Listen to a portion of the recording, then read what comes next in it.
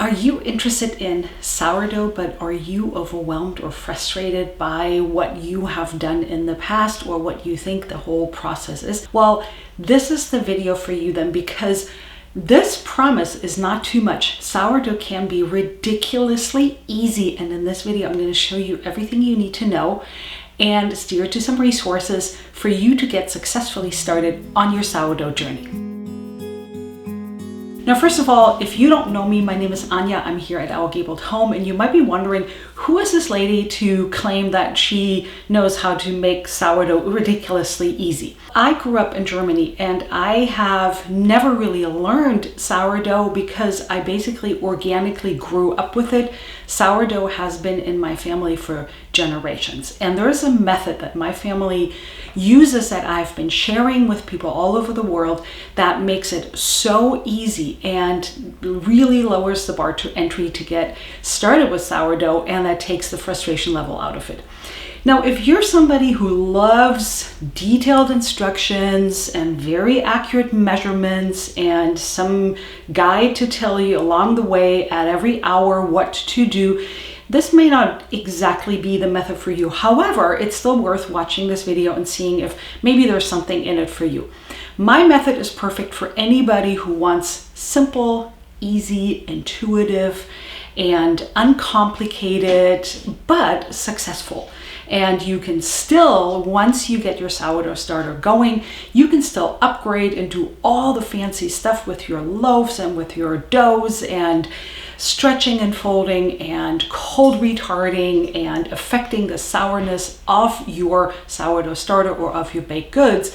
And in fact, I'm going to leave a playlist for you below where you can find all of my sourdough videos in which I'm going to be talking about all the things that you might want to know about sourdough.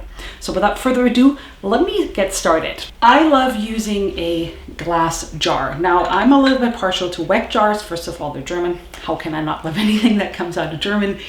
But also they have a really nice size. They don't have what often people call a shoulder, so they have a straight side.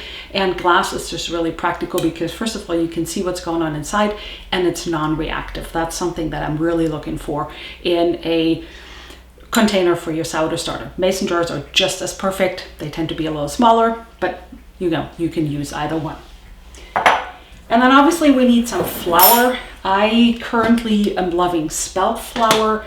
I typically recommend using organic unbleached. I think it comes with a territory that if you buy organic, it's not going to be bleached. However, if you use conventional flour, you do not want bleached flour because bleaching will take, okay, let me backtrack a little bit. We're trying to cultivate some wild yeasts and good bacteria, and they actually sit on the grain. They're also in the air around us, but the bleaching process is supposed to kill all of that. So there's something that you can cultivate. It's going to be a lot harder, especially if you're making a sourdough starter for the very first time in your life. That's why I recommend either organic. You can also use whole grain.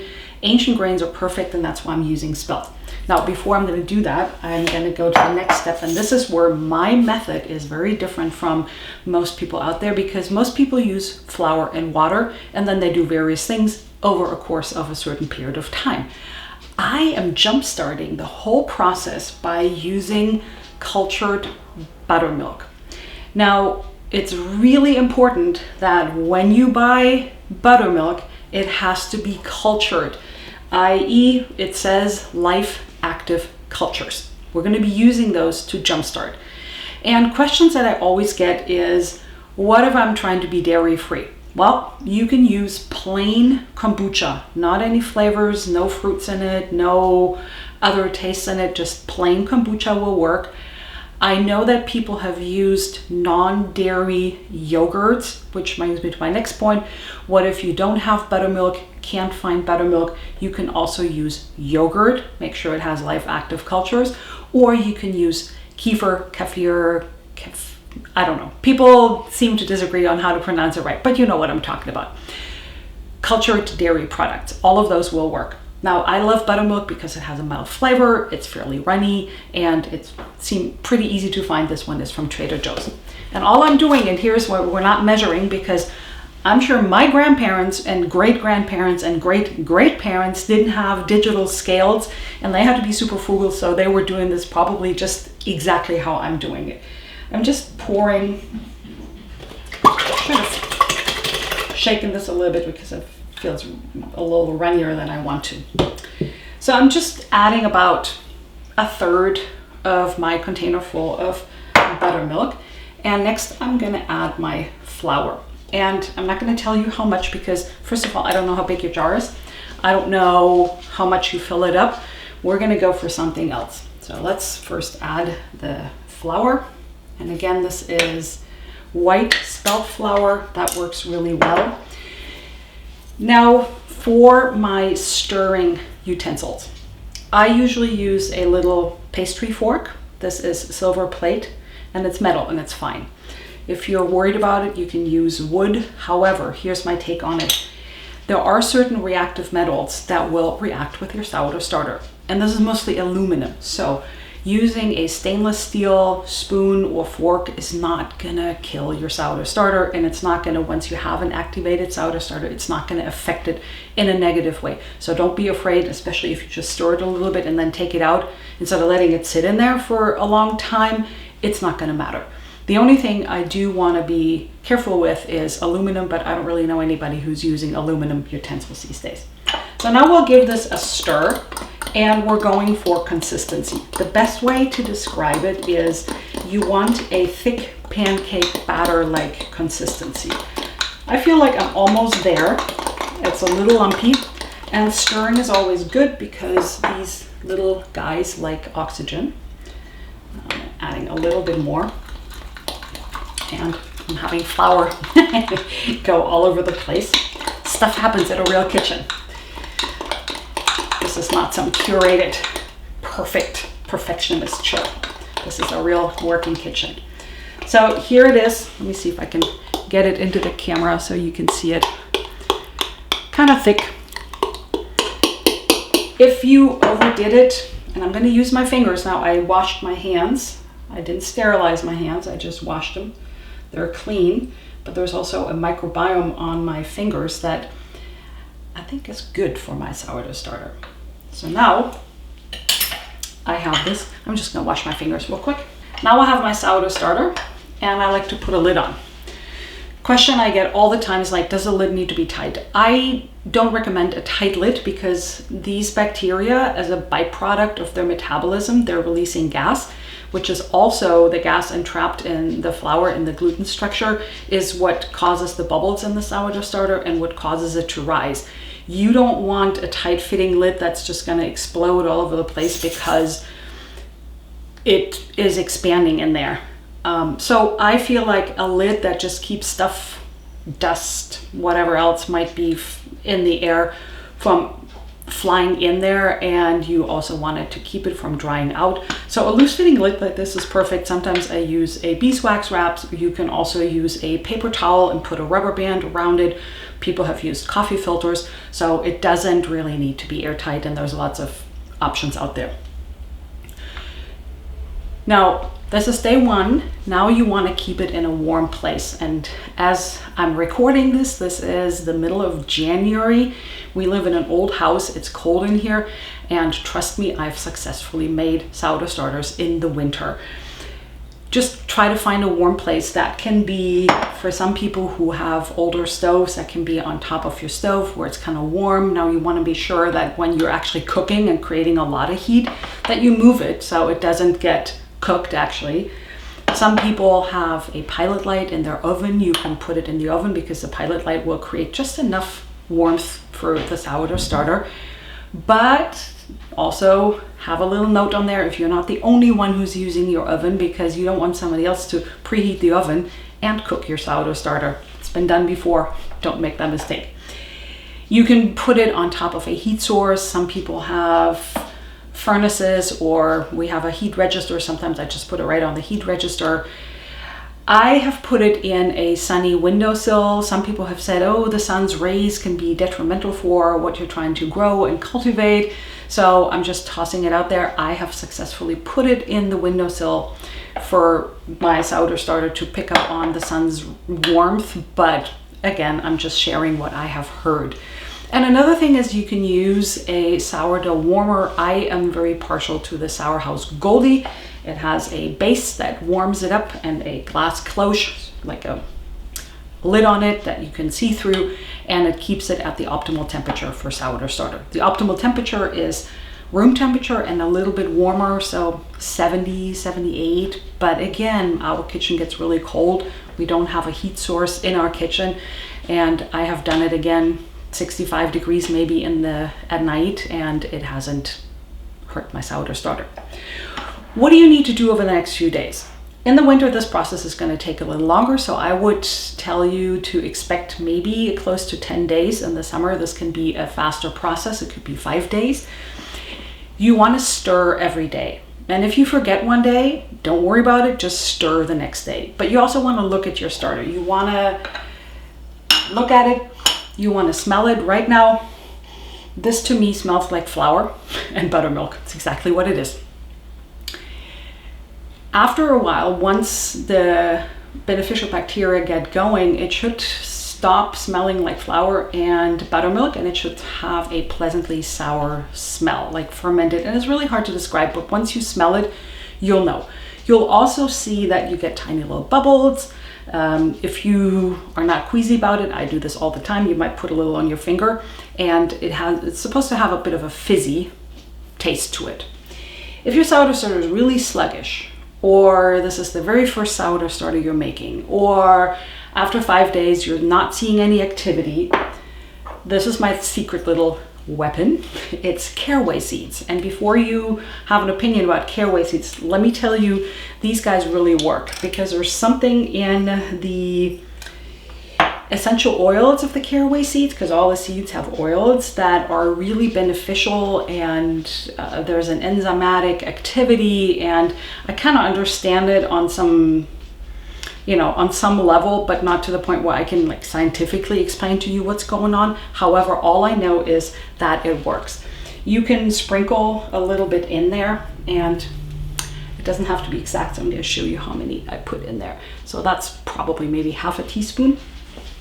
I'm going to find my fork, and you want to mix them in. If you are one of those people who's like, oh, I really hate caraway seeds, I can't stand them, I would not like to have them in my sourdough starter, trust me that after 5 days, these will have soaked up so much liquid and swelled up a little bit that they actually don't really taste like caraway seeds anymore, almost like they're concentrated. So they lose that concentration and you will not taste them. Also, if you're going to bake a bread with a sourdough starter, they're going to be in your bread and you can barely taste them. Now, if you don't like them at all, if you're like, I don't want them, I hate them, don't do it. Just leave them out. And then after 5 days, 10 days or so, you should have a viable sourdough starter. Now, there is some things that can go wrong, and that is especially the very first time you're making a sourdough starter, it can be susceptible to mold because there is a balance of bacteria, and you want the good bacteria to outcrowd the bad bacteria, and that's essentially what's happening. If that's not really the case, young starters, and you have mold on there, it can have various reasons. I am not going to go into all of them because that would make this video way too long, but I'm going to link a video here and in the description box.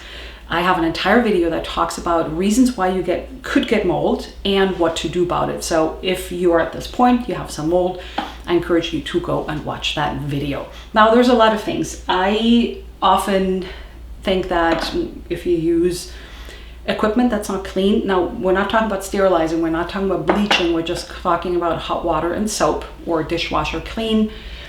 If your flour is contaminated, I would say try a new batch, try a different batch of flour. If there is mold in your kitchen somewhere, once I did get mold in all of the 40-ish years that I have been baking with sourdough, and it was because I had a piece of fruit and I had noticed that there was some mold on the underside of the fruit. That's why I couldn't see it. And mold spores are in the air and they travel and they can find their way into your sourdough starter. It can also have other reasons. Again, go watch that video. Now, after 5-10 days or so, I'm going to show you what it should look like. So obviously I'm still in the same video and I'm not showing you the exact starter that I made because that would be a little bit too difficult, but I'm going to show you a starter that I have made and that I have been keeping.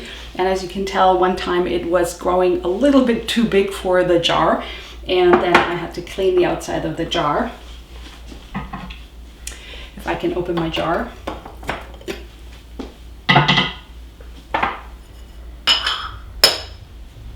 Here you go. This is an active sourdough starter. Now, this obviously is older than 5 days and even older than 10 days, but this is what eventually it will look like.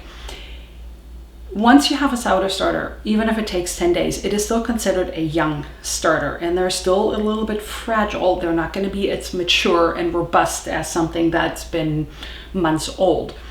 So you want to treat it a little carefully. However, you can go ahead and bake with it. We have done it. I've done it all the time and it works. One little tip that I give you, a little pro tip, is if you're going to try to bake a bread and you have a recipe, I always recommend using a recipe because often people will ask me, how much sourdough starter do I need? The recipe will tell you. If you don't have enough sourdough starter and you want to bake the day before, add a little bit of flour and water to your sourdough starter, the one that you just made, the young one, to recreate that pancake batter like consistency. Let it sit for the day, and then the next day you can bake with it, and then just add a pinch of commercial yeast. Is it going to be a true 100% sourdough bread? No. But at this point I feel like, okay, what's more important, to be a purist or to actually get a good bread that people enjoy eating? If you trust yourself, if you trust your sourdough starter, you will not need the yeast because this sourdough starter will be strong enough to leaven a bread. If I'm in doubt, I'll add just a little pinch because there actually is yeast in it. The commercial yeast is just particular strains that are really reliable. Now I have this, and there's a lot of things you can do with your sourdough starter. You can bake breads, you can make cakes, you can make pasta, you can make crackers. You can do all sorts of things with sourdough starter, and I recommend to you check out these recipes because even if you didn't think that sourdough starter would be good in sweet recipes, it actually makes everything taste better because it's a little bit more complex taste. It's not going to taste sour, and it's going to make it a little bit more moist, which we all love. And I have a lot of recipes. For example, I'm from Germany. I was born in Stuttgart, southern Germany, and I grew up on soft pretzels. That was my childhood snack. I have a recipe for sourdough soft pretzels, and my entire family agrees. My super critical taste test sons have told me that the sourdough pretzels are better than the yeast-based pretzels. Now, don't tell any German that, because I don't know if anybody in Germany is doing sourdough pretzels, but I find that the sourdough makes the pretzels taste better than the yeast. The yeast kind of tastes flat compared to the sourdough. So try it out. And here's the other thing. Don't be afraid of failure. If you fail, the worst you have done is wasted this much buttermilk and a little bit of flour. You throw it out and you start all over again. If you bake a bread and the bread doesn't come out the way you want it, you record what you did and you try again. Maybe add a little bit more yeast, try a different recipe. I personally don't like to talk about failures. I talk about learning opportunities. There's an opportunity for you to learn something. And sometimes failures are our biggest, most valuable teachers because we don't want to make that mistake again.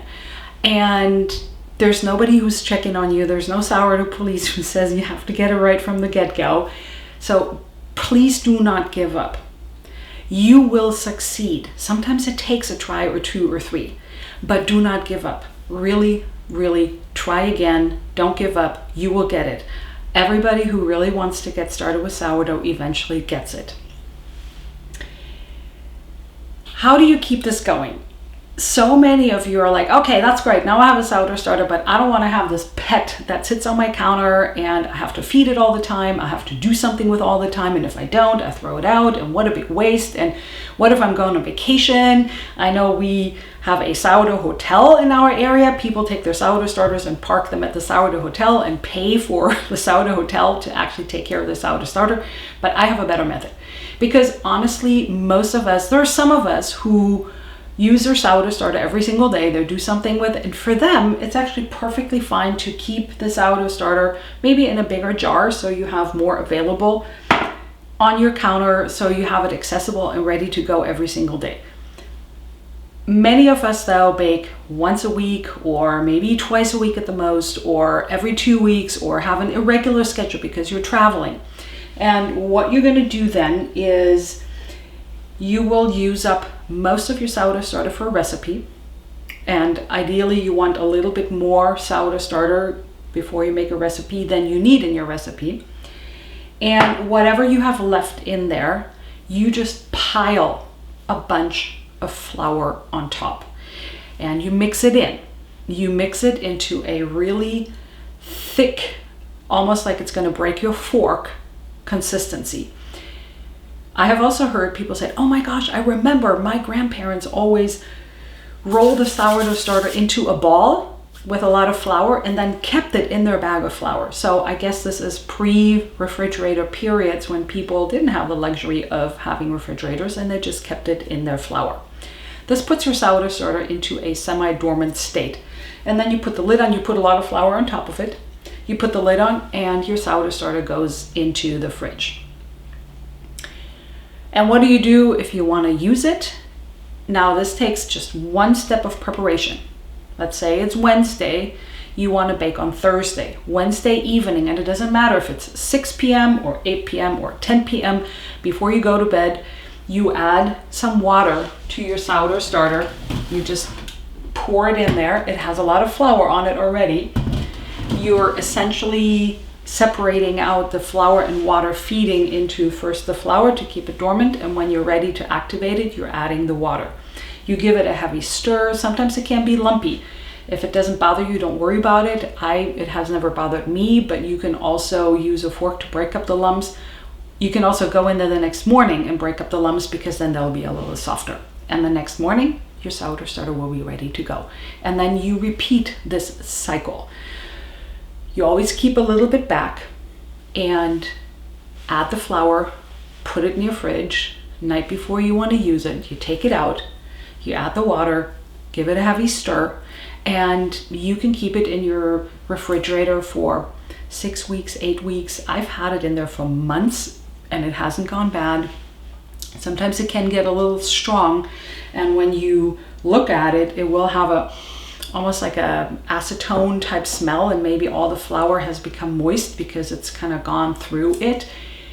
You shouldn't be afraid. You can still use it. Maybe you want to give it an extra day. So what I would do is take out a little bit of that starter from your fridge, put it in a new jar, add flour and water, and ballpark the same weight, not volume, weight to it to recreate that pancake batter-like consistency. And you may have to repeat that the next day. And if you have a lot of it and you don't want to use it, you can do a discard. Now, I don't typically do discards, but you can discard it if you think you're going to end up with too much. And then on the third day, you should have a sourdough starter that's ready to go. You can also dehydrate your sourdough starter. I'm not going to go into that right now in this video because that would be too long, but I do have a video and in the description box in which I'm teaching you how to dehydrate your sourdough starter. That may be a good idea as a backup if something were to ever happen, or if you're traveling for a really long time, or let's say you're moving across country or you want to take it on the plane to some place. It's much more practical to have a little pulverized powder flour looking dehydrated sourdough starter in a little Ziploc bag.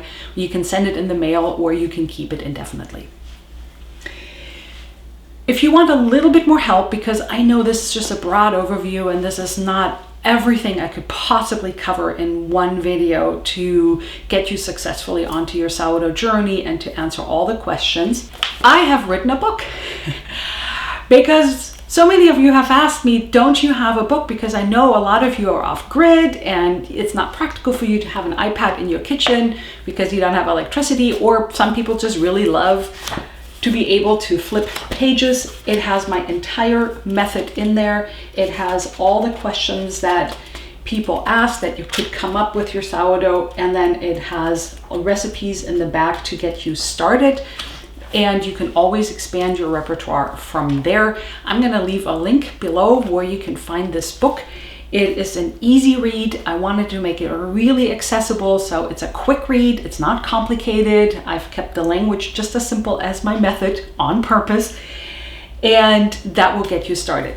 If you do need a little bit more help and you're a little bit more visual and you're like, oh, that's all good, but I want to see like exactly how you do it and exactly what the bubbles look like and all of that, I also have an online sourdough course. In this course, I have various modules, all with videos. You can watch the videos. You can, in the course, through the course, get access to my private Facebook group where I can answer a lot more questions, where I'm every single day and give you personalized help, because you can add a photo on Facebook in the group or add a video, and then I can really see what's going on. That's almost the next best to me being in your kitchen and giving you help. So check out those resources. You're gonna love your sourdough starter. You're gonna have so much fun with it. Let me know if you have any specific questions for this video. However, I can't answer all the questions. And so the first would be to check out my playlist, my sourdough playlist, check out the book, or check out my online course, which I created exactly for those of you who have deeper questions. But thank you so much for watching, and I look forward to seeing you in the next video.